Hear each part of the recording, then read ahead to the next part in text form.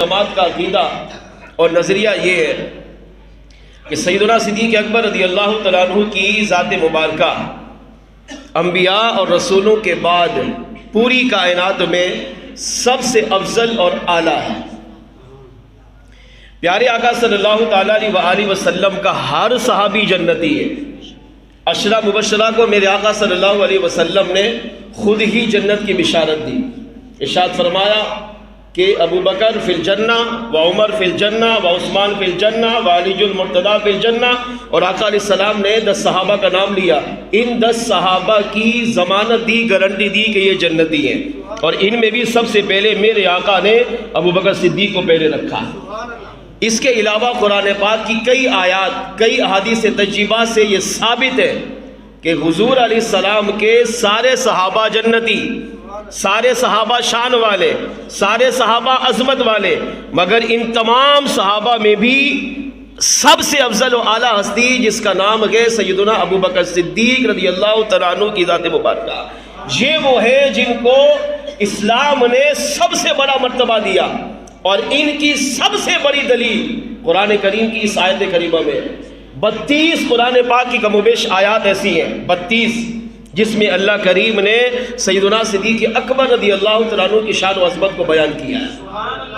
ان میں ایک آیت یہ ہے، اللہ ارشاد فرماتا ہے پارہ 26 سورۃ الحجرات میں، فرمایا ان اکرمکم عند اللہ اتقاکم، بے شک تم میں سب سے زیادہ فضیلت والا عند اللہ، اللہ کی بارگاہ میں، وہ ہے اتقاکم، جو سب سے بڑا متقی ہے۔ نماز پڑھنے والا نہیں کہا کہ نماز پڑھنے والا سب سے افضل والا، یہ نہیں کہا روزہ رکھنے والا سب سے افضل والا، یہ نہیں کہا حج کرنے والا سب سے افضل والا، یہ نہیں کہا زکوٰۃ دینے والا سب سے افضل والا، یہ نہیں کہا ماں باپ کی خدمت کرنے والا سب سے افضل والا، بلکہ اللہ نے ایک اصول بیان کیا، اور یہ اصول ساری انسانیت کے لیے۔ فرمایا ان اکرمکم، لوگو اگر تم یہ چاہتے ہو کہ میری بارگاہ میں آ جاؤ، میرا قرب مل جائے، میری رضا نصیب ہو جائے، اور میں تمہیں اپنا قرب خاص عطا کروں، تو اللہ فرماتا ہے ان اکرمکم، تم میں عند اللہ، اللہ کی بارگاہ میں سب سے بڑا عزت والا، شرافت والا، بزرگی والا، مقام و مرتبے والا وہ ہوگا، فرمایا اتقاکم، جو تم میں سب سے بڑا متقی اور پرہیزگار ہوگا۔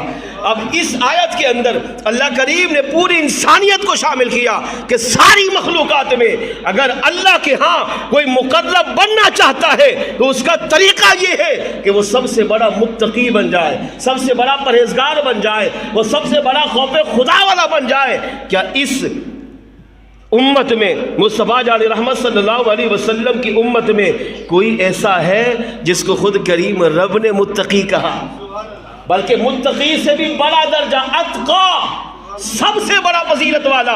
تو فرمایا ہاں، حضور کی امت میں بھی صرف ایک ہستی ایسی ہے کہ جس کو خود کریم رب نے بھی سب سے بڑا متقی اور پرہیزگار بیان دیا، اور وہ کون ہے؟ فرمایا وہ سیدنا ابو بکر صدیق رضی اللہ تعالیٰ عنہ کی بارگاہ میں آپ کی ذات مبارکہ پارہ 30 سورۃ اللیل کی آخری آیات کے اندر اللہ کریم نے ارشاد فرمایا وَسَيُجَنَّبُهَا الْأَتْقَى، اور ان قریب یجنبو، دور رکھا جائے گا، ہاں اس آگ سے، کس سے؟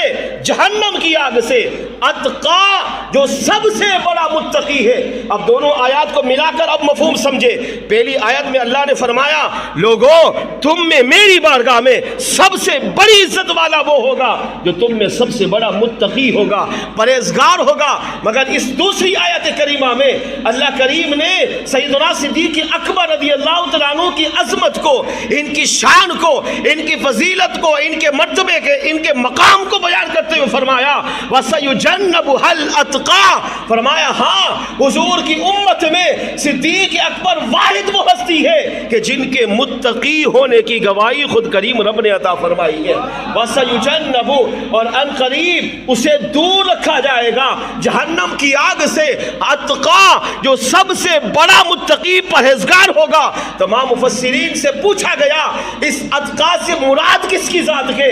سب نے لکھا اس اتقا سے مراد سیدنا ابو بکر صدیق رضی اللہ تعالیٰ عنہ کی ذات مبارکہ ہے۔ اب ان دونوں آیتوں سے ثابت ہوا کہ صدیق اکبر وہ ہستی ہے کہ جو اللہ کی بارگاہ میں سب سے بڑے متقی ہے، سب سے بڑے پرہیزگار ہے، سب سے بڑے عبادت گزار ہے. جو مقام و مرتبہ، جو فضیلت اللہ کریم نے سیدنا صدیق اکبر کو عطا فرمائی ہے، وہ مقام و مرتبہ اللہ نے انبیاء رسولوں کے بعد کسی کو عطا ہی نہیں فرمایا. اس آیت کریمہ کی تفسیر میں علماء نے لکھا، اس سے چند باتیں پتہ چلی. فرمایا پہلی بات یہ کہ سیدنا صدیق اکبر رضی اللہ تعالیٰ عنہ وہ ہیں جو دنیا میں کبھی گناہ ہی نہیں کریں گے. عقیدہ کیا ہے؟ عقیدہ یہ ہے کہ معصوم صرف دو ہیں، انبیاء، فرشتے. یہ گناہ نہیں کر سکتے، ان کو اللہ نے گناہوں سے پاک پیدا کیا. معصوم یہ دو ہیں، انبیاء، فرشتے. ان کے علاوہ کوئی بھی معصوم نہیں ہے. ولی بھی معصوم نہیں ہوتا، مگر اللہ اپنے ولیوں کو گناہوں سے بچا لیتا ہے. فرمایا ان اولیاء میں سب سے بڑی ہستی جن کے گناہ سے بچنے کی گارنٹی دی ہے وہ خود کریم رب کی ذات نے دی ہے. علماء نے لکھا اللہ نے سیدنا صدیق اکبر کو سب سے بڑا متقی، سب سے بڑا پرہیزگار کہا. اس سے پتہ چلا کہ سیدنا صدیق اکبر رضی اللہ تعالیٰ عنہ اگرچہ معصوم نہیں ہے، مگر اس کے باوجود بھی دنیا میں آپ سے کبھی گناہ سرزد نہیں ہوگا. اللہ نے آپ کو گناہوں سے محفوظ فرما لیا. نمبر دو، فرما اس آیت، ان دونوں آیات سے پتہ چلا کہ سیدنا صدیق اکبر رضی اللہ تعالیٰ عنہ وہ ہے جن کو کریم رب نے دنیا میں ہی جہنم سے آزادی عطا فرما دی ہے. نمبر تین، اس آیت سے یہ بھی ثابت ہوا کہ سیدنا صدیق اکبر رضی اللہ تعالیٰ عنہ کی ذات وہ ہے جن کو اللہ کریم نے دنیا میں ہی جنت کی بشارت عطا فرما دی. یہ جنتی ہے، آقا نے بھی ان کو جنت کی بشارت دی، اور اتقا کہہ کر رب کریم نے بھی ان کو جنتی ہونے کی بشارت عطا فرمائی. اس سے یہ بھی پتہ چلا. نمبر چار، فرمایا چوتھا عقیدہ، چوتھی بات اس آیت کے تحت مفسرین نے یہ بھی لکھی. فرمایا اس آیت سے ثابت یہ ہوا کہ سیدنا صدیق اکبر رضی اللہ تعالیٰ عنہ کی ذات وہ ہے کہ جنہوں نے دنیا میں جو بھی عمل کیا میرے کریم رب نے اس کے عمل کو قبول فرما لیا ہے. صدقات کیے، نوافل پڑھے، نفل عبادتیں کی، فرائض پڑھے، واجبات پڑھے، سنت ادا کی. چاہے اسلامی زندگی ہو، آپ نے جو بھی زندگی گزاری ہے، آپ کے ہر نیک عمل کو میرے کریم رب نے دنیا میں ہی قبولیت کا شرف عطا فرما دیا ہے. اس سے علماء نے یہ بھی لکھا کہ سیدنا صدیق اکبر رضی اللہ تعالیٰ عنہ وہ ہے کہ جن کا ہر عمل قبول ہے. فرمایا اس کی دلیل کیا ہے؟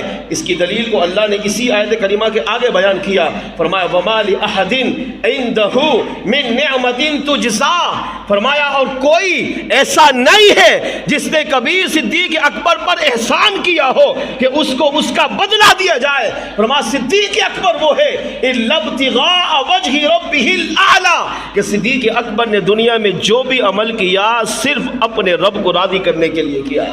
وَلَسَوْفَ يَرْضَىٰ، اور ان قریب اس کا رب اس سے راضی ہو جائے گا. اس آیت کریمہ کے تحت لکھا کہ جب سیدنا صدیق اکبر رضی اللہ تعالیٰ عنہ نے بلال حبشی کو آزاد کروایا اور بڑی بھاری رقم دے کے آزاد کیا تو کچھ لوگوں نے تانے مارے، کچھ لوگوں نے یہ باتیں کی کہ شاید بلال نے صدیق پر کوئی احسان کیا ہوگا، شاید بلال حبشی رضی اللہ تعالیٰ عنہ نے صدیق اکبر رضی اللہ تعالیٰ عنہ پر کوئی احسان کیا ہوگا، صدیق اکبر کے ساتھ کوئی بھلائی کی ہوگی، کوئی ایسا معاملہ کیا ہوگا، کوئی خیر خواہی والا معاملہ کیا ہوگا کہ آج صدیق اکبر نے اس احسان کا بدلہ چکایا. اور وہ یوں کہ بلال حبشی کو خرید کر آزاد کر دیا. تو اللہ کریم نے اس موقع پر یہ آیت کریمہ نازل کی اور صدیق اکبر رضی اللہ تعالیٰ عنہ کی صداقت کی گواہی خود کریم رب نے دی. فرمایا میرا صدیق وہ ہے کہ بلال حبشی نے صدیق پر کوئی احسان نہیں کیا، بلکہ بلال حبشی کی بات نہیں، وَمَا لِأَحَدٍ عِنْدَهُ، کسی نے بھی صدیق اکبر پر کوئی احسان نہیں کیا کہ اس کو اس کا بدلہ دیا جائے. میرا صدیق وہ ہے، اللہ خود گواہی دے رہا ہے، إِلَّا ابْتِغَاءَ وَجْهِ رَبِّهِ الْأَعْلَىٰ، کہ میرا صدیق وہ ہے جو دنیا میں جو بھی عمل کرتا ہے اس کا مقصد یہ ہوتا ہے کہ اس عمل سے صرف میرا رب کریم راضی ہو جائے. اس آیت کریمہ کے تحت علماء نے لکھا اس سے ثابت ہوا کہ صدیق اکبر رضی اللہ تعالیٰ عنہ کا ہر عمل اللہ کی بارگاہ میں مقبول و محبوب ہے. اس سے یہ بھی پتہ چلا صدیق اکبر وہ ہے جو اللہ کی بارگاہ میں بھی مقبول ہے، اللہ کی بارگاہ میں بھی محبوب ہے، مصطفیٰ جان رحمت کی بارگاہ میں بھی مقبول ہے۔ اور سارے صحابہ کا عقیدہ نظریہ یہ تھا کہ اللہ کریم نے اگر سب سے زیادہ فضیلت و مرتبہ مقام کسی صحابی کو عطا کیا تو انبیاء رسولوں کے بعد سیدنا صدیق اکبر کو عطا فرمایا۔